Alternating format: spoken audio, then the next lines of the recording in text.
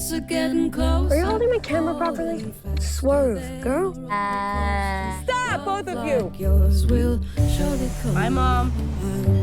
My parents asked if their grandchildren could visit them for a week. Here we are. This is where our mom grew up. I've wanted to spend time with you for so long. Miss you guys. Mom, we're having a great time. I have not seen your Nana this happy in years. Bedtime here is 9:30. It's probably best you two shouldn't come out of your room after that.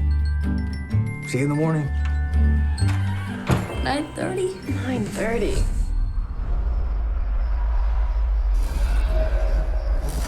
What is that? It's 10:47. We think there's someone outside the door. What the hell was that? I think Nana's not feeling well. Grandmother is fine. It's like somebody talking in their sleep. What's he doing? They're weird during the day. I was just cleaning it. And even weirder at night? Mom, there's something wrong with Nana and Papa. They're just old. Bear with it for a couple of days.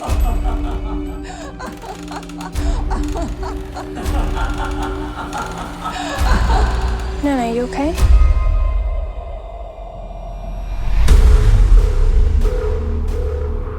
They're hiding something.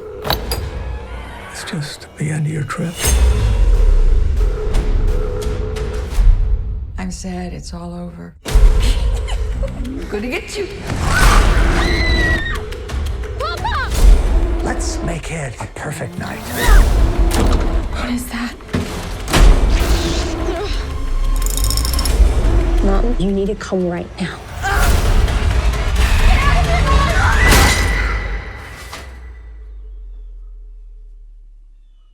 Would you mind getting inside the oven to clean it? Stop! Nana, stop!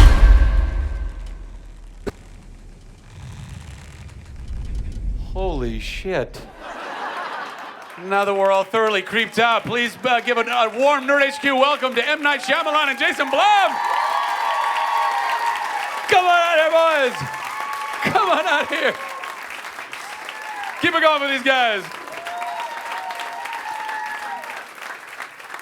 Some creepy Hansel and Gretel shit right there.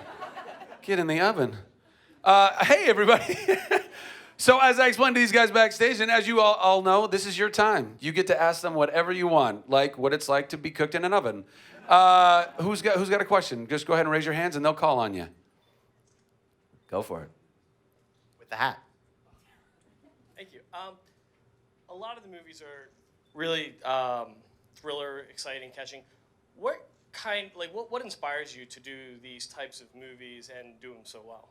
Oh, thank you, by the way. I have kind of, there's a thing in that I've kind of talked when I talk to aspiring filmmakers and things is kind of the process of going inside out instead of outside in. So like outside in would be almost kind of like the traditional Hollywood thinking of like, oh, we have XYZ star and we have a slot. Okay, let's think of a story, or like we want to make a movie with this person in this genre. That's kind of starting already outside. Now is there some story we want to tell? And for me, as a creator, kind of going the other way is always the most meaningful. So like, Inside Out would be like, so for example, like in Sixth Sense, how that started was me having an image of a kid talking to someone at a funeral on the stairs, but there's nobody there. And so there was something meaningful about it. That scene's not in the movie, obviously, but I was really interested in that character and why is he talking, who is he talking to? Is it the person that died at that funeral? And me asking those questions. And then for me, as a creator, plot coming from character is the right movement. So for example, in the same movie, thinking Inside Out, it was, he's a therapist with this kid, he's talking about, what's this, the therapist, where is it, what's his issue? Oh, he has a marital problem. I was like, okay, his wife doesn't talk to him. Why isn't she talking to him? Why isn't she talking to him? Oh my God, it's because he's not there. And so it comes from character, right? Rather than me going, I want to do something crazy that blows, it's really from the character of he's having trouble with it in his mind, having trouble with his marriage, and she just as if he's not there. And then I was like, well, what if he's not there? And so those are the kind of really organic things. That's how, and so you feel peace when it comes that way. When you're artificially for me, when I'm artificially thinking, I don't trust it. When I try to be calculated, it just for me, I'm not good at that. Thank you. Jason, anything to add?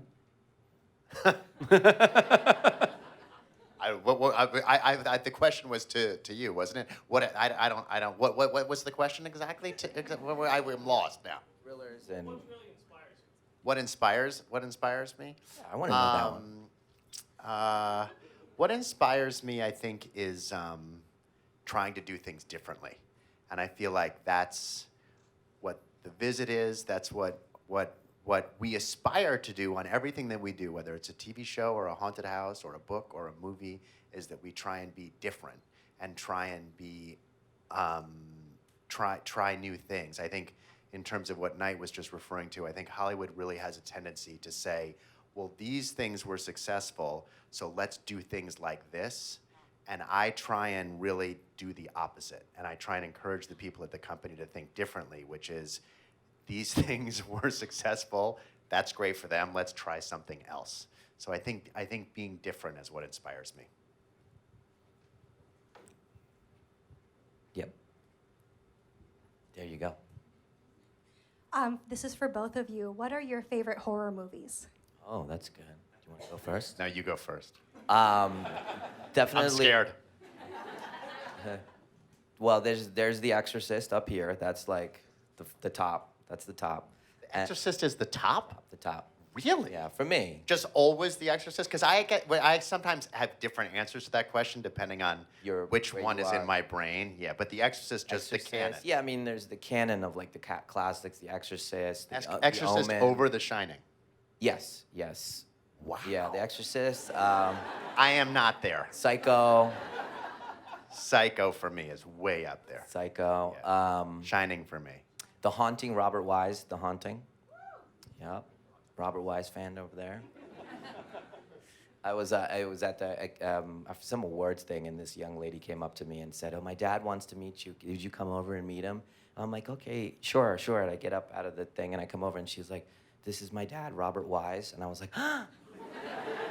It's like, dude, I've been totally stealing from you my whole life. This is fantastic. Yeah, those are my Jaws, if you consider that, a horror movie. For me, I think The Shining. Alien, if you consider that a horror movie. Of course. So most of your movies are all horror, though. So, is there a reason that you've chosen to go down the horror path mainly, or something happened as a child or something? Wait, is that me or him? I think that's applicable to both. There was this bully, and no. I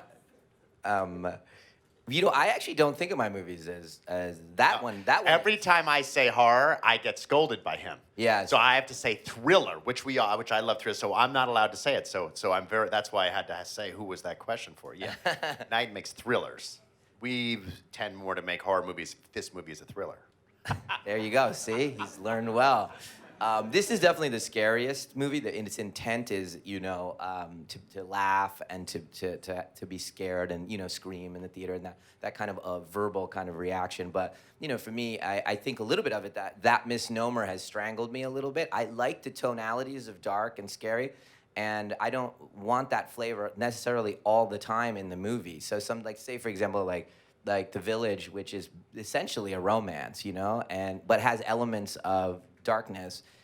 That 20% of darkness seems to either be, throw the evaluation off. Do you know what I mean? And I like mixing genres. I guess that's my favorite thing to do is mix genres. And I know that makes it a little difficult when we get to getting it to the audience because it's hard to represent multiple genres in a campaign. It's hard to market mixed genres, which is what you're referring to. Yeah. Yeah, definitely. But I really enjoy what tension does and suspense does for storytelling. You know, if the more you care about the characters, the more when I put them in jeopardy, you feel a visceral reaction. There's something about why we go on this roller coaster ride of things that are scary that it wakes you up. You know, it's very visceral, and your adrenaline's going. We're activating that flight or fight, you know, mode in the theater, but in a safe way. You know. And so I do like to mix the genres. I don't know. I've always been mischievous as a kid. I do, like, as a kid, I would always do Ouija. I do the Ouija board. By the way, thanks for asking me to do that movie.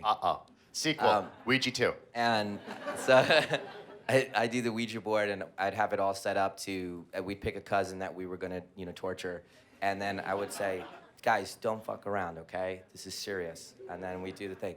Is there a spirit here? Yes. Oh shit. And then I'd be like, is there someone here that you don't like? And they would go, yes.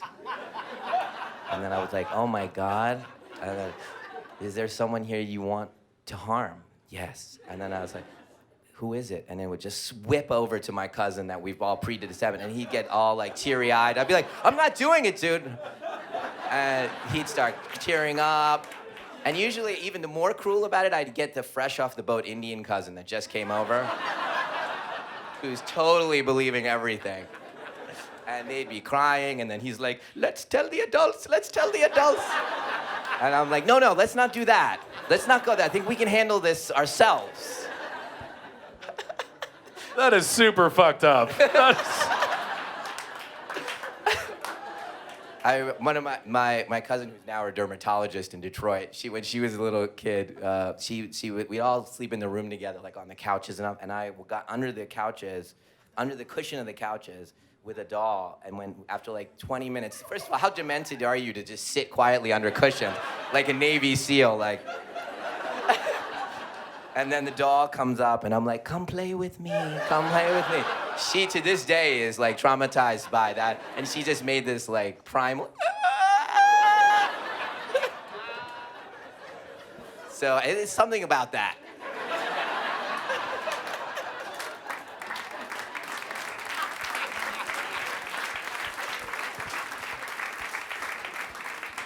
I mean, how do I compete with that? Jesus. I like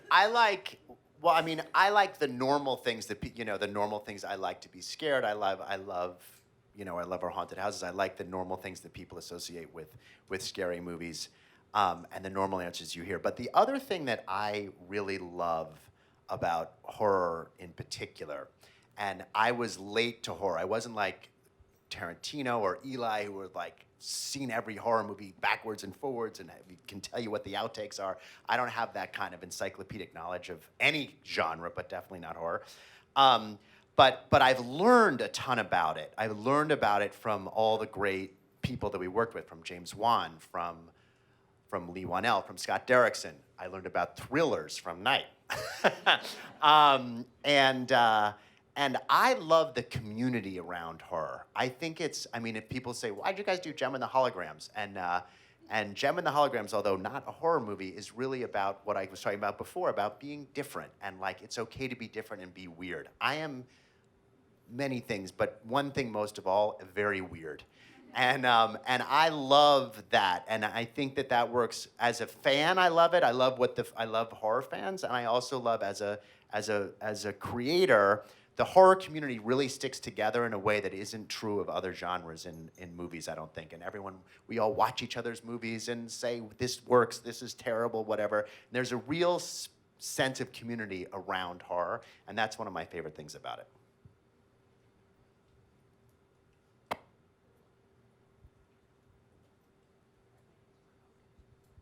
Here, you hold this. I need two hands to talk. Okay.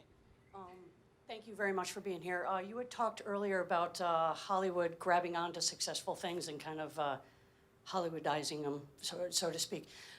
Where do you see maybe the future going of subgenres and mashups that are coming down that don't have that attention yet? Where do you see the future of that kind of going? I think that was to you. Well, I don't know, I guess, and I always think of, when I think about that, I always think of like, who's the next you know, Oren Peli, right, who just does this movie about 20 minutes away from here and has never met anyone in the movie business and locks himself in his house and comes up with Paranormal Activity. And that there are 4 more of those people out there somewhere. And I hope I'm lucky enough to get to meet them again, you know, and get to see what they do.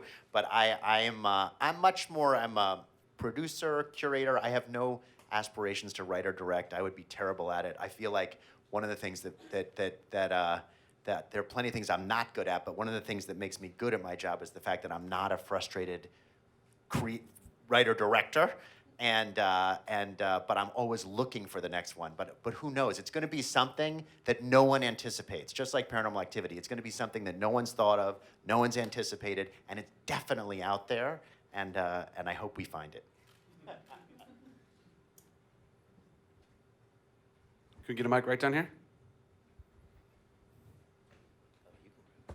You could borrow mine, honestly. I'm not really using it that much. Just going off the trailer, I assume it's mostly found footage, if not all found footage. Was that a different approach for you in terms of, you know, how to stage shots and things like that? Yeah. You know, I storyboard everything on my thrillers, and it was very natural to kind of choreograph the shots very carefully. For me, there's a distinction. Maybe it's semantics, but for me, the difference between it being a documentary and being found footage is significant. And why that is in the movie is kind of in a documentary approach is because there's creative intent from the character that's shooting it, and so there's a cinema to it and a beauty to it that's there. And found footage has by its nature a sense of you used the word haphazard, right? Yeah, you're being modest. I think that for me, we obviously do a lot of found footage movies, and to me, this movie is really, it's more a mock doc than it's not a found footage movie. Found footage movies are the big principle behind found footage is you're capturing your daughter's birthday, right? But in the background, you get this, which is a ghost or something. Because obviously, if you're actually filming the ghost, then it's not found footage anymore because you know the ghost is there. And that's a real difficult thing about making found footage movies. This is why I would call it a mock doc or a documentary or a fake documentary, is the shots are composed and beautiful, and you can tell that not that there's not a real filmmaker behind found footage, but that there's a filmmaker thinking about aesthetic and the shot and the way it's set up. To make a found footage movie, you actually have to not think about that, because it's supposed to be you caught it by accident. And this movie is extremely deliberate and really striking to look at, and totally different from the found footage movies that we've worked on. Yeah, I mean, I think it's funny. When we were making the movie and we screened it for audiences and stuff, I never saw one comment or anything about it being a footage movie, because you forget that. That should be the intent. It's not on your mind as you're watching The Visit. It's really, again, to the point we talked about, it's an extension of the character. The teenage girl is an aspiring filmmaker and has a love of cinema.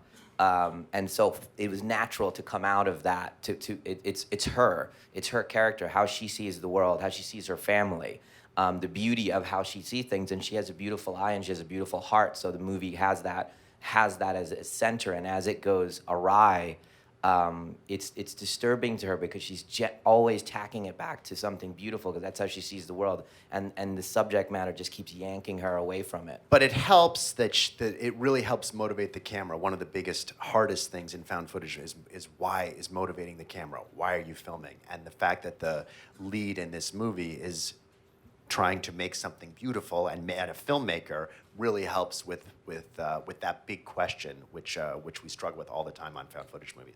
You know, one of the things that was one of my dreams always was to make a movie with no score. The Birds has no score. Birds, by the way, The Birds. Yeah. Just adding to the list. Just the long list. Score. And The Exorcist has about 45 seconds of music. We think it's covered in that chimes music, but I mean that tubular bells thing, but it's just a little bit. And what happens, for me, my aspiration in my movies has always been, we're not putting any score in this movie, and then James Newton Howard writes something amazing, and I'm like, okay, we'll put that in, and then he writes another one, and another one, and then I'm like, and then there's 80 minutes of music in there, and I'm like, God damn it, cocaine, it's like cocaine.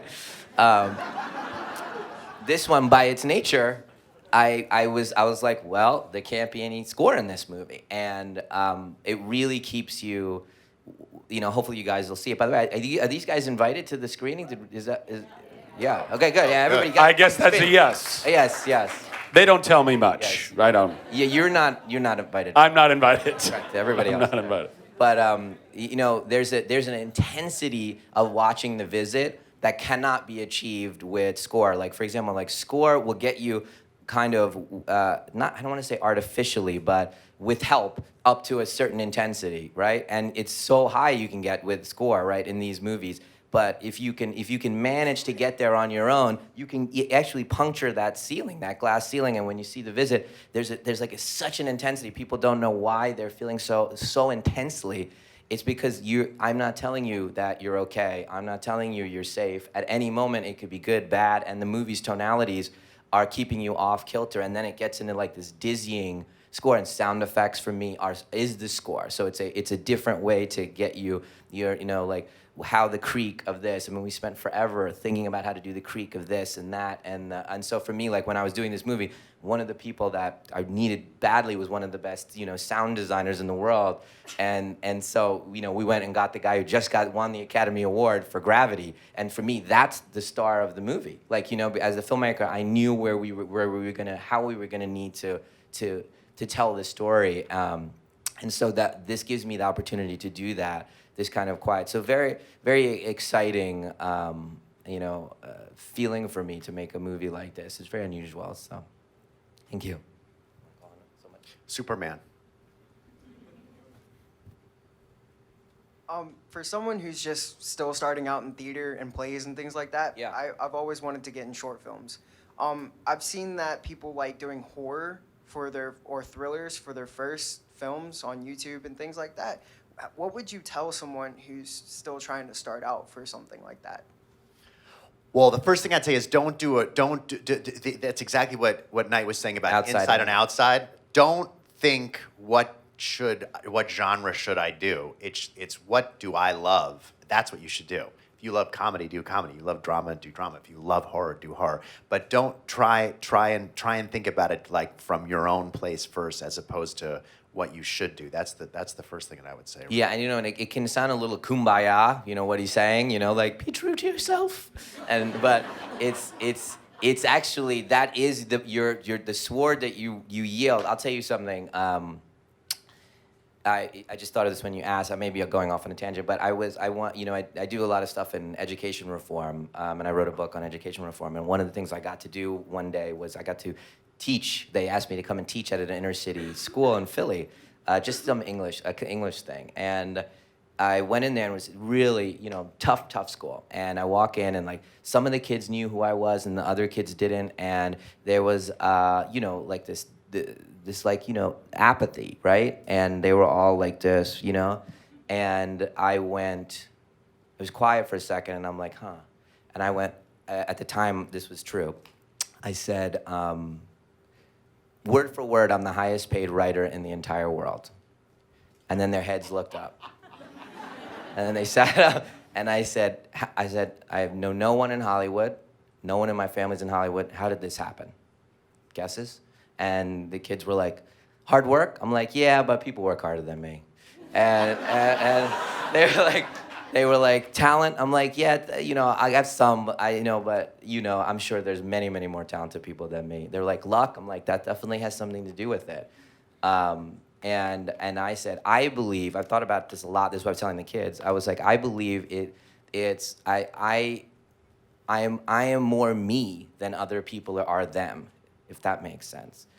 Everything, hubris, flaws, everything, just being honest about who I am, not being agenda-driven, but just saying, this is who I am. I'm totally sentimental. I love to fuck with people. Everything, I'm that guy. I'm a mixture of all these weird contradictions, and I put that on the page, and it pops. So when from 3,000 miles away, they read a screenplay of mine or see, it's salient because their voice. And there was a girl in the front, and she was this, overweight girl that was kind of ostracized from the group. And I was like, if you write what it's like to have that look in your eye that you have right now, just write that look. Don't try to be Quentin. Don't try to be me. Don't try to do anything like that. Tell me what it's like to sit in that seat and hear that speaker where the principal is talking and you can't hear him because the fucking speaker's broken. And they don't care that you can't understand it. That, and teachers in the back were like this, and I was like, that right there, why do you have that look in your eye and sitting in that seat that way? Why are you not connecting to this? You could put on the page that story, the whole world will listen. And it's really, that's the thing, dude. Don't try to be anything. There's something about you that's so specific and wonderful. Everyone has this particular voice, and the more you can tell us your particular path, the more powerful you're going to be. The more you dilute it with, I think they want, that's outside in. And yeah, I agree. And not to overemphasize the point, but I remember being in your position, asking that question and hearing a much less articulate version of what Night just said, and thinking, well, it's easy for those guys to say. And that is true, that when you really reach a certain level of success, it's easier to listen to yourself. But you can't. But so it's much harder to do when you're starting out. But I really would just emphasize the same thing and can't say it enough, that if you can really shut out the noise and listen to your own voice of what drives you, that's really it's the most important thing I think you can do as the beginning when you start out your career as an artist. Yeah, I think The Visit was actually unconsciously that for me, this idea of going and making a small movie away from everything and taking all safety nets away. No guarantees of any kind on this one. And the only way out, the only door out of this is this thing we're talking about. Just make something singular that where I am at this moment, it won't be valid. I could not tell this story again 2 years from now or 2 years earlier, where I am at this moment. And that, keep coming back. Stop trying to protect yourself. Stop trying to think. Stop trying to calculate. Just go right there. And it comes out super funny. And I'm like, oh, is this going to be... Stop thinking like that. Don't think is this going to be confusing? Just do it. Oh, my God, this is incredibly gross. No, don't think like that. Just, that's what it wanted. That's what it wanted. They'll never let, And then your editor keeps, in your head, your editor keeps going, you can't do what, again, hopefully you guys will come see it. You can't do what we did to these kids in a movie. You can't do it. No, stop thinking like that, Oh, is this going to be too weird? Don't think like that, constantly down.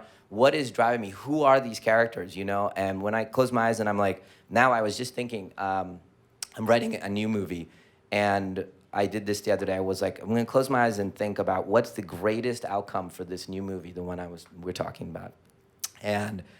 And I was like, what's the bait? And it's not money or success. It was like that I love these characters, that I've fleshed them out just that 5% more, that they became more real. And that's the truth when you do that. If you do that, everything's gonna work out, dude. Everything is gonna work out. And it may not work out exactly like what you're thinking. It won't work out like you're thinking. Yeah, but it will work out. That's a powerful antenna that keeps on going. For me, my favorite film of last year was his film, Whiplash.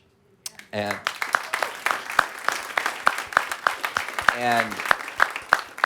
it was the second lowest seen Academy nominated movie of all time. Yeah, it was financially, the movie was totally did terribly. It did terribly. But that's okay.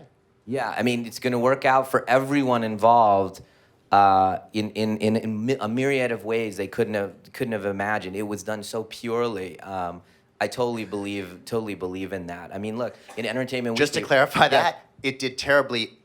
Oddly, it did terribly relative to how it should have done, or the awards that it got in the United States. Internationally, it did spectacularly well, which is like in Korea, it broke all sorts of records. So actually, internationally, it did amazingly well, and just domestically, it didn't do well at all. I didn't know that. I know, very odd. I know. There's a bigger story there. Korea loves drums, bro. There you go. They love drums. Anyway. So I read a quote by David Cronenberg where he said horror is the only genre that doesn't ask to be liked, doesn't need to be loved. And yet I have rewound the Brazilian TV footage of the alien on signs over and over and over because I want to see if it still scares me every time, and it does. Why do I keep going back to a negative experience? Because I do love it. That might be more for your therapist. Yeah, dude, you're just fucked up. That's a bad sign. That's a very bad sign. No, thank you. That's very sweet. Actually, that's funny you mentioned that because that's probably the first time I did a footage thing in a movie, right? A lot of people actually say, yeah, that's like one of their favorite footage moments in a horror movie or something like that. For me, the thrill, why I always tend towards thrill, because that's the thing that you're feeling, that activation of, for me, I'm probably again gonna go off on a tangent here, so just raise your hand and be like, shut up. But this thing you're talking about is for me a way of activating. There's all forms of content now, right? In any form, and most of it, from my point of view, is passive content, where I don't need to be active in the storytelling. So I can be, other people, I don't do that, but you're constantly on different devices and you look up, oh, the wife and the husband are fighting. Oh, okay, cool. Oh, he's leaving. Oh, he's having an affair with his secretary. It's like that. You're passive. Whereas if you do a scene where I'm not telling you if they're good or bad, you have to be active in the storytelling. For me, that's my favorite part of it, at making you active. And to something about the thriller of it all, it makes you, it starts to make you active, because I guess your tendency is to protect yourself from feeling this fear, and yet you're inexplicably drawn to the door to open, and what's gonna happen? Why is she so stupid? Open that door. She shouldn't open that door. She shouldn't open that door. Oh my God. And it's also, I think now I'm just talking off the top of my head, is our goal as filmmakers, and at least for me, is to make the audience feel one-to-one with the character. And that synchronicity that happens is so beautiful in thrillers and horrors that we're supposed to be alone in the house and you hear something, that kind of thing. I always use this example. I'll probably make a movie about it one day, but I just use it as an example of storytelling, where a guy's at his desk and he's writing something and he notices a picture of his wife is face down. He's like, huh, puts it up and then goes and gets a cup of coffee, comes down, the picture of the wife's face down again. And like immediately from that, that's just a scene, but you're one-to-one with the character right now, right? I have you. You're thinking and feeling exactly what he's feeling, and that's fantastic. And maybe that's part of the visceral nature of it, is that you're one-to-one with thrillers and horrors, and that's a symbiotic relationship we strive for. I love that you're literally taking notes. This gentleman is taking notes on the answer that he just got right now. That's good. That is fantastic. That's some good question Everybody asking. should be doing They should be. And by the way, if you need to go back and watch the footage, you can. It'll be archived on YouTube in case you missed anything. You can go back. All the way in the back. Yeah. No, you pointed to your head. Yeah. What's the scariest horror movie you've ever seen? Oh, we just answered that. No, the scariest. Oh, the scariest. Sorry, not our favorite. The scariest. All right. Yeah. Well, to me, that is, you can't ask that out of context, because for me, the context is when I saw, the most scared I ever was watching a horror movie was I was way too young to watch Friday the 13th. And it was on, I was at my cousin's, I'll remember forever, I was in Beverly Wood in Los Angeles, and I was at there were my cousins, and everyone was out, and it was like beginning of cable TV or whatever, it was on, I don't know what it was, on HBO or something. And I saw Friday the 13th, and I remember it like it was yesterday. It was a terrible, terrible experience. I was too frightened, and it was by far the most frightened I've ever been watching a horror movie. It's funny. I had two thoughts came to mind. Two moments came to mind. One was just that same kind of thing, but with The Exorcist, and again on HBO. HBO, I guess, has ruined a lot of kids. HBO destroying children. But yeah, and my uncle and aunt had this thing called HBO, and it was so like in early days, and The Exorcist was on, and I just saw part of it, and I literally slept with my parents for like a month. Yeah, I didn't make it through and the whole I just didn't leave the room. And then the other one, strangely, it was I don't even know if I told you this. So I was, looking for directors for the Night Chronicles stuff, and they submitted a movie to me, and they said, "Oh, this movie hasn't been picked up yet. And they said, just take a look at this. And it was actually sent to me by someone in my office, and they said, it's not, I don't think it's that scary, but go ahead, take a look at it. And I just moved into this house that we bought, and it's an old estate, and, pretty much first week there, and I put this movie in, and me and my family are my cousin's there, and I put it on, and I'm like, this is terrifying. And I'm watching this, and I'm like, I am absolutely scared out of my gourd about what I'm watching here. And then it finished, and I'm like, everybody was like walking together, holding hands through the house, and we slept in groups. And it was the early cut of Paranormal Activity. I did not know that. Yeah, that is awesome. And I was like, this fucking movie is gonna be a phenomenon. and like everyone was like, I swear they hadn't even. I don't think even that Paramount had bought it yet. And I was like, they definitely had not. Yeah, like an idiot. I just let it go. I was like, that's gonna be a phenomenon, and then I didn't say anything about it. Actually, it was funny. I was with the Paramount guys. I don't know if I had any influence, but they asked me. I said, I saw a movie that you guys just picked up, and I was like, that is going to be a huge, huge hit. And they were like, really? And I'm like, yeah. Dude, I'm like, I felt like I was riveted. They didn't But those were kind of, there's a lot of wonderful, scary experiences, but those two really stuck out in my mind as, where I was, as he said, like where I was at the time. There you go, right there. Hi, I'm an English teacher, and I use your movies to teach to my students. And thank you, by the way, because they're perfect. They follow along everything I teach. Notice However, those are his movies. No, Whiplash actually was. Saved by the bell. Saved by Whiplash. But my question, what I would like you to speak about is my students think I'm full of crap when I tell them that you are intentional about using symbols in your movies. They always tell me that I'm wrong. So can you speak to them and tell them that I'm right? So it's just a validation question, really. That's what's happening. I'll put it on YouTube. I'll just record. I'll be like, listen to her. For me, everything, when you're doing something resonant, everything has a metaphorical quality to it. Like the visit, the Hansel and Gretel. What is a Grimm's fairy tale? What is this? A modern take on the Grimm's fairy tale? What is it about disconnected families that have been estranged, and the gap between them, and what has happened in that time period, and the mystery behind that, and all those things. Like when you watch Visit, that all those things are layered in there. The movie she's making, trying to bring her family together.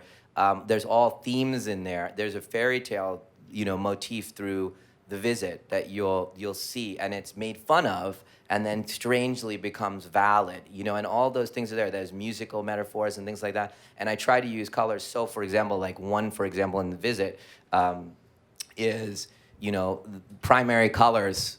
The kids are wearing primary colors, and everything else is monotone, very earth tones, and very restricted grays and browns for the whole palette, which is there's a certain kind of darkness hanging over this farm, and when these kids come, they're bringing a life force. And so for me, the primary colors in the movie represent their life force. So you'll see this pop of like a pink jacket that she's wearing against the white of snow as she's standing in a field, the kid, or his wearing a very popped green color, and their life force is here, and it's in jeopardy to some extent. And these are all, metaphoric things as you're watching the piece. So we do think that, because as you talk with each the key is like the head of the department. So these conversations, that was with the costume person, and then with the production designer, you have all kinds of, same kind of conversations. For example, like a random one that just popped into my mind because it's related to what I just said is Unbreakable, when in the train station, when they bump into David Dunn, and then he has an image of what the sin is, and then they come back to them. When they bump him, they're wearing different clothes than after the bump, and it's the color of their clothes has been heightened. And that was like before you could do it on the computer and just do it in the DI, so we did it physically. Like she's wearing a muted red jacket and then bumps, and then she's wearing a bright red jacket. And he's seeing in that world, in that one, the comic book world, as he starts to see that the real world is actually underneath it. There's a comic book world. The colors start to come out like underneath Elijah's coat, the purple and things like that pungent purple, because he believes it already. And as David Dunn starts to feel it, comes out. And in Unbreakable, another example would be that people are seeing, whenever you look at the world upside down, you start to see the comic book world. So the little girl is looking at David Dunn like this on the train going, if I look at you like this, you look like a superhero, right? And he's just this, down and out guy in the train, And you see that a couple times in the movie in Elijah when he falls down the stairs and he's looking upside down and he sees the silver handle gun from the guy that David Dunn had guessed, and he's like, I fucking knew it, this guy's a superhero. So like there is a ton, a lot of that thought. Most of it is not felt, it's just in, you do it for authenticity. Thank you. We got, yeah. We got time for one, maybe two more questions if we're super fast. Hi, this question is for Night, and I just want to say I love your work. Thank you so much. It's phenomenal. Even my mom loves it, and she doesn't like scary things at all. Oh, thank your mom. But I was just wondering what TV shows currently, if there are any that are on right now that you really enjoy. We've kind of gotten into scarier movies, my friends and I. So are there any TV shows on now that you really enjoy? Now, the way you phrased it, was there an implication, the subtext, I'm always about subtext, that TV shows that are scary, is that what you're asking me, or are they two separate things? You just, any TV shows, is that correct? Well, I don't, the interesting thing for me is I don't watch a ton of TV, I read a ton, and I don't watch a ton of TV, so when I watch a TV show, you guys have already vetted it and told me it's amazing. So like, literally, when I tell you the TV shows I've seen, it's like ridiculous, It's like, yes, I've seen The Sopranos, and yes, I've seen, Breaking Bad or Mad Men, and all the classics, It's a fascinating form, for me. As I just did a TV show, 100% the issue for me about TV is the open-endedness of it, to have bone structure and telling a tale with an open forever, that it's going to keep on going, a season this. I mean, I'm in awe that people can do multiple seasons. I get how, like, for example, Breaking Bad, you can do like, we're going to do this arc over 5 and then finish. That makes a lot of sense to me. Like The Sopranos and all the stuff, you try to keep the integrity. Oh, I love True Detective. So yeah, just like, the classics. Oh, Game of Thrones, of course. It's like the legit way to look at soft porn, so it's good. I'm watching Game of Thrones, honey. This is important. We got one last question down here. Hi, M.Night. So you talked about things you love and being sentimental. Most of your movies are shot in and around Philly. Yeah. Is that why, or do you just think Philly's really creepy? It's related to what we said. That's who I am, right? So that's what I have to offer. I love where I live. I live just outside Philadelphia, and it's it's a beautiful area. It's very Americana, and kind of dark Americana pieces, which is kind of what I'm doing. They feel authentic to me. They're a slice of what America was supposed to stand for, and as it disintegrates or we tell a story of that where it's being challenged, it feels good to me to be that authentic. Again, you get inspired. Like if I drive by a crop field, and then that's how I thought of science. Literally, there's crops of corn, or right near my house is the fence for the DuPont estate, which was Foxcatcher, the movie Foxcatcher. So that's where all that stuff happened, the murders and the insane asylum and all of that stuff was over the fence, but it was a rusted fence near my house. And then I thought of the village. It's just things, the old architecture, all of those things, and of course the visit is, we have farms everywhere in Pennsylvania. I find them very beautiful and eerie and isolated. So, being as authentic as you can. So it's what I can offer. It's pretty cool to be an Indian filmmaker in Pennsylvania. That's pretty damn specific. Talk about staying true to yourself, right? Ladies and gentlemen, that is our time. Please give it up for M.Night Shyamalan and Jason Blum. Thank you, guys. Please come. Any of you guys come to the screening tonight? We'd love to see you. Take care. Thanks, everybody.